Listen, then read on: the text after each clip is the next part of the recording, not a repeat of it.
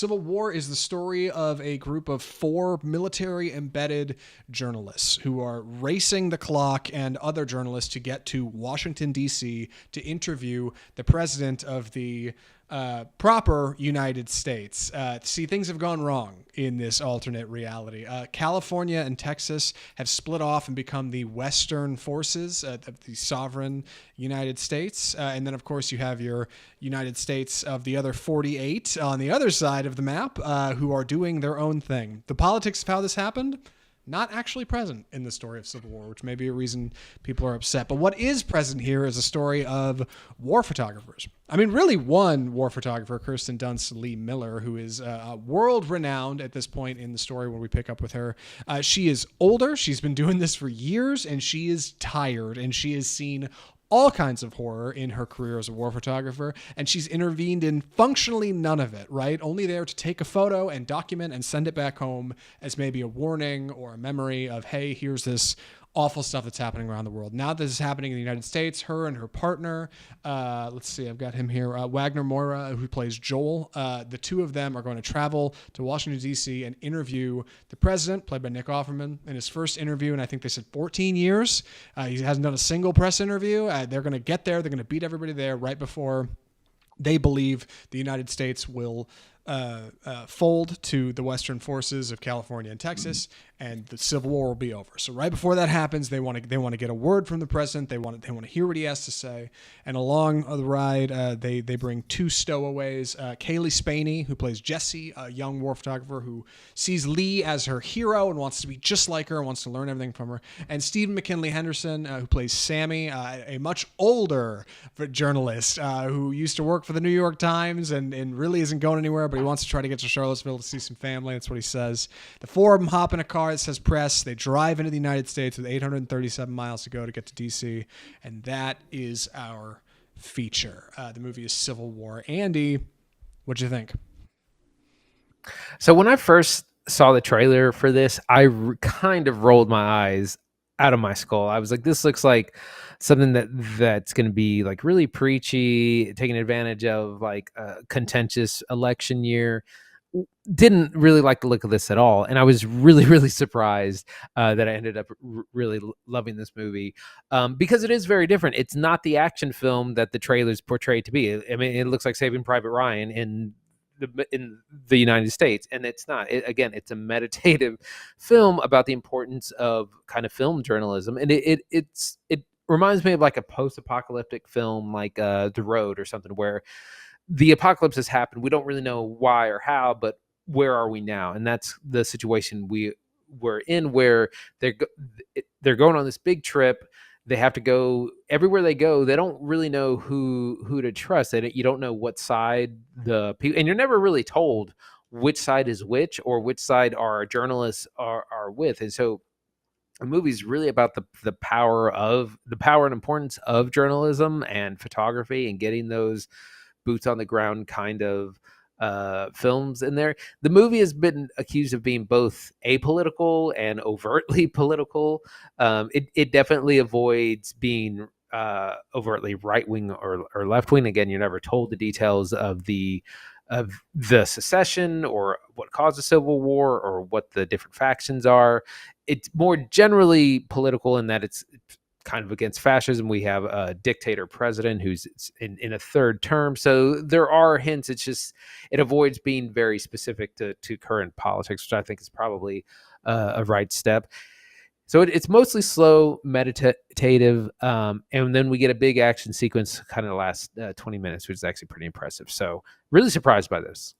Yeah, I think the marketing is the reason people are coming out of this feeling like it's something it shouldn't have been, because A24 went hard on the marketing. I mean, they got to pay for those IMAX screens somehow, right? Like, so the whole thing is, yeah, it's an election year and it's kind of hot, and I don't know what's going on in this movie called Civil War, where our country is divided, right? I want to go figure it out. And Nick Offerman's this tough guy president, and really what the answer is, and I think that the thing that's got people so mad is like, surprise kids, it's apocalypse now. Like that's what's going on here. This film is a Yeah. journey into the dark. Like we are traveling from safety as far into not safety as we can get to try to meet the mastermind. It's the Wizard of Oz following the Yellow Brick Road. It's Heart of Darkness, right? It's Joseph Conrad in 1899 when that movie came out, when that book came out, and that was about colonial rule in Africa. All of these stories are apolitical, but they feel uniquely political to the time they're set in, right? Like, I guess arguably Heart of Darkness had some merit to it. And I suppose Francis Ford Coppola did with his Apocalypse Now interpretation.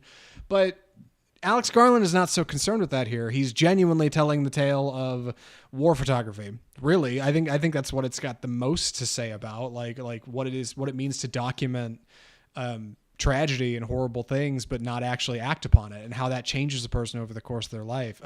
Kirsten Dunst Lee is not doing good in this movie. She's not in a good place, and people can tell. The people in her life are aware of this. Her partner is aware of it. They know she's not doing good, but neither is the country, neither is the nation, neither is the setting. Like, obviously the thing she's worked so hard on all her life to capture the perfect shot, to capture the moment when the thing said is most profound, she feels none of it is meant to anything, right? And that's what she's wrestling with this whole movie, is we're just traveling into the dark. The politics is just set pieces. It's set design for the background, and it's fascinating, but ultimately unimportant, I think. Yeah, her character is very cynical. She's kind of like, she does this, but she's kind of lost the will not to live, but just like her motivation in all this. And she sees young Jesse, Kaylee Spaney's character, and they have this frank conversation, and she said, if you get your head blown off, I'm going to be the one taking the picture. Like, I don't care if you die because I'm just here to take the pictures. And we see her kind of change and evolve and kind of get back that humanity that she's lost, which I think is kind of a theme of the movie, is the dehumanization of each other, of fellow citizens. We have this very tense moment where they stop for gas, and there's all these guys with guns out, and they initially don't even want to sell to them. They eventually do, but we notice that there are some people strung up in this car wash, and they're alive, and Kaylee Spaney can't even take a picture. She's stunned, she's stun locked, she's scared, and eventually someone says, "Yeah, like I went to high school with this guy, and now we caught him looting, and so it's a very strange juxtaposition about how through division you can start to see your friends and neighbors as less than people." Yeah, and that this civil war can be used as a reason to go after people in your life and not necessarily the cause. And like, that's fascinating. Yeah, like that like that deconstruction of like the humanity side of being kind to one another through the lens of like being evil and bad and committing acts of atrocity upon one another. It's fascinating. And like, the further the movie goes on, the worse it gets, because they're getting closer to DC, which is like, there's absolutely no journalists allowed there. We will be shot on sight. This is not going to work. We don't even know if this plan's going to play out. What if somebody beats us to it? Like, that whole race to the finish like makes for a pretty satisfying 110 minutes. It's a fast movie, and it still manages to feel long. I think mostly because, oh my God, the action hits heavy in this movie, man. The gunshots are so loud, and the sound design is tweaked. So like, it's going to be one of those movies that's hard to watch at home, because the dialogue will be quiet and gunshots are so insanely loud. They rattle your chair, and it feels so punchy when someone gets shot. And it happens a lot in this movie. It's a hard R. And those like moments really bring it up and ratchet up the tension. But then, like any of these journey features, you got to settle back down a little bit, right? Our characters get back in our caravan and move on, and we end up through kind of some really tense sequences, others almost dreamlike, as they approach parts of America that are in denial, right? People who don't want to think about the Civil War and just want to go live in their idyllic town and their quiet side of, Colorado or what have you. Like, all of that's really great, but like, I like that the movie has our four characters uniquely embedded in the conflict as what's the term here? Like they're not military. Like they're not out to kill people. They're just out to see it and document and hopefully not die themselves. Like they don't have a weapon. There's no real dog in the fight other than of course their cameras and what they can say and their platform. Right. The action, right. It's very, I mean, it's very accurate kind of wartime kind of action, lots of machine gun fire. Our journalists purposely seek out conflicts where you don't even know which side is which, but you see one side shooting at another, and they show up with their flak jackets and helmets and are getting pictures throughout these battles. We see that spread up. The last 20 minutes is a big action set piece from the trailer. It's this big kind of assault on Washington D.C., which is a pretty impressive part. And it kind of has some shocking imagery. If there's anything that's shocking or controversial, it's probably in the last 20 minutes, but not in the way that you think. But it definitely does have that action payoff. But by the time you get to the end, but it's a lot more slower and meditative along the way.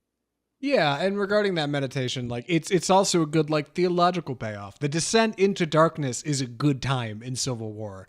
Like nobody escapes unscathed here. Like even our characters who seem most redeeming are not perfect people. Like in the world of Civil War, cynicism has embraced the country, which is fascinating because while our characters can do such horrible things to each other, the country looks so good. Like Alex Garland shoots Civil War like how Luca Guadagnino shot that cannibal movie. The Midwest just looks fantastic. Like it always has like bones the and sun all. coming through, bones and all. The sun's coming through the trees just right, and like this river's flowing, and the grass is green, and like it just looks like such a beautiful place of like growth and nature, right? And then you hear gunshots ringing out, or before you know it, Jesse Plemons is holding up somebody, right? Like god awful things are happening, and I think it's such a beautiful backdrop. Reminds me of Far Cry 5, which is a video game. I know this is a movie podcast, but similar kind of vibes to like Americana gone rogue. I love the setting of Civil War, and I think I value that it doesn't waste time being like, well, here's exactly why Texas and California teamed up. It would be so easy for Civil War to open with a wall of text. You know what I mean? Like here's a wall of text explaining how all of this happened, and then boom, let's go ahead and get into it.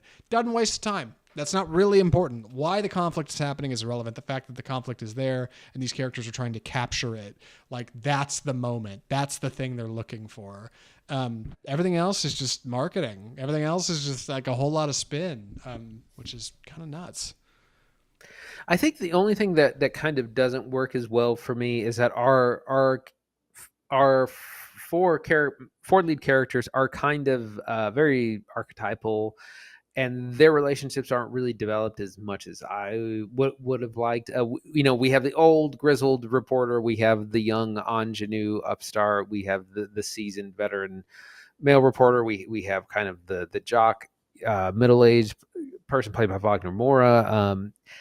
Their relationships could have been developed a little bit more. We could have gotten a little bit more background in our characters, but outside of that, I think it's really, really solid. Yeah, the way people hold each other at arm's length in this feature can be a bit of a slog, I think. Like it just feels like nobody trusts anybody. And like even when you have a character you like, they may act a certain way, or you find out they did something previously to another character that is not redeemable. Like everyone's a little questionable. It was a little sleazy in the world of Alex Garland's Civil War. And like I liked that. But I'm glad it got off where it did. It would have been so easy for this movie to be 2.5 hours and bloated and overstuffed and have a bunch of shots of like world leaders in rooms calling up nukes on each other. Like, it's nice that it doesn't waste that time. Like it instead tries to go for something a bit more intimate in the face of what is awe-inspiring, a giant national civil war, right? Like, and I think people walk into this thinking it's going to be something it isn't, and leads to dashed expectations. And that's no good. That's not what we want to do here on this show. So, with expectations in mind, Andy, any other thoughts for recommendations? I'm ready. Wild soundtrack. That was one other thing I was going to say. I don't know a lot about it, but boy, the soundtrack's Yeah, all over yeah. the place. Go ahead. No, I was going to say the needle drops are good, but they're very stark. Like you'll have something very tragic happen on screen, and you'll have like the most upbeat drop. It's intentionally jarring in that way. I've actually just, if anyone's watching the Fallout TV show, there's a whole lot of that. You have these charming 50s crooner ballads next to unspeakable violence, and we get that here, and that's done on purpose. It's a very interesting artistic choice.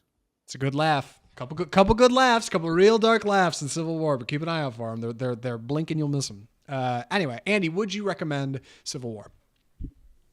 I would. It, like I said, I was very skeptical going into this. I thought it had been weirdly marketed, and I ended up really enjoying it. Really strong performances from our 4 lead actors. Again, it's a meditation on the importance of journalism, of live photography, of getting those authentic photos of what's actually happening on the ground.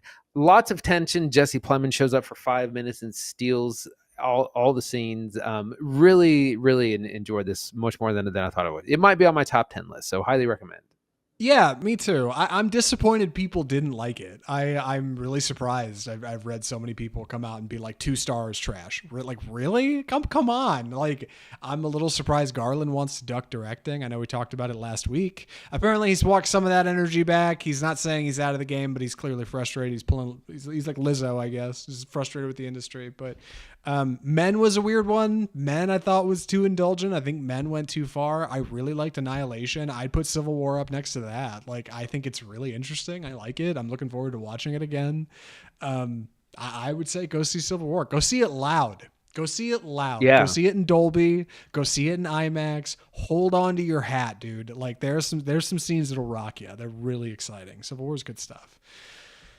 God, and that's our show for the week, episode 249, which means, Andy, next week is the big episode 250, 250 episodes. Oh my gosh. My God. If you want to hear it just like we do, best way, of course, is to subscribe to the show. And you can do that when I tell you how to do that in just a second. But before we get to it, Andy, what are we watching next week? Next week, we are watching The Ministry of Ungentlemanly Warfare, which comes out April 19th. This is a historic period piece action film starring Henry Cavill, Alan Ritchson, Isa Gonzalez, Carrie Elwes, and more. This looks like a lot of fun. Kind of has a little bit of that Inglourious Bastards vibe. They're fighting Nazis. I'm not sure what specifically. It's going to be a big fun. The first time Henry Cavill and Al Ritchson show up. By the way, I had no idea how big Al Ritchson is. He makes Henry Cavill look small. He makes him look like a small dude. Like, it's enormous. You get why he's been like self-petitioning to play Bruce Wayne, and I'm like, he could do it. There's definitely a Bruce Wayne he could be. Like, just he's a monster. The guy's huge. Yeah. So we're watching that, and then it'll be TBA on streaming or possibly another in theater. We'll have to decide. It is, we were just talking about this for the show. It is becoming uniquely more difficult to easily see what new films are coming to streaming in there's very few services like, here's everything cool that is coming to your streaming platforms this month. You know, like, it's hard to keep track of those, but we'll find something. We always do. There's always something floating around there. And in the meantime, if you enjoyed the show today, episode 249, if you like Civil War, our thoughts on Monkey Man, maybe disagreed, all right? Maybe hot takes. We welcome those too. The best way you can get in touch with us to let us know what you thought is you can email us at mail@offscriptpointview.com. Email, you say? Well, that's not the only way. You can also comment on anything we do on Facebook, Instagram, Twitter, all those usual places. You can drop a comment on YouTube. Big things happening on YouTube. Big things going on the YouTube channel for Offscript. Go check us out over there. Individual reviews. We got our website up, offscriptfilmview.com. You can check us out over there for additional interviews, other content, links, real cool stuff we're working on the side. And of course, you can leave us a rating and review on iTunes or Google Play or Spotify or iHeartMedia, wherever you're listening to this audio podcast. If that's what you're hearing us on, you can leave us a rating and review there. Tell us what you thought of the show. Hit that 5-star over there. Just ding that for me real quick on your way out. That'd be huge. And, just let us know what you thought of the show. It means a lot to us. Helps keep this show moving. Moves us up in the ranking. Somehow the bean counters at iTunes tell me it helps. So I'm just going to run with it and tell you to help us out a little bit. We'd appreciate it. And that's that. I'm sorry. I've had the longest outro ever here. I should get out of it. From all of us at Offscript, the home of Bold Cinema, I'm Zach Lewis. And I'm Dr. Draper. Thanks for watching.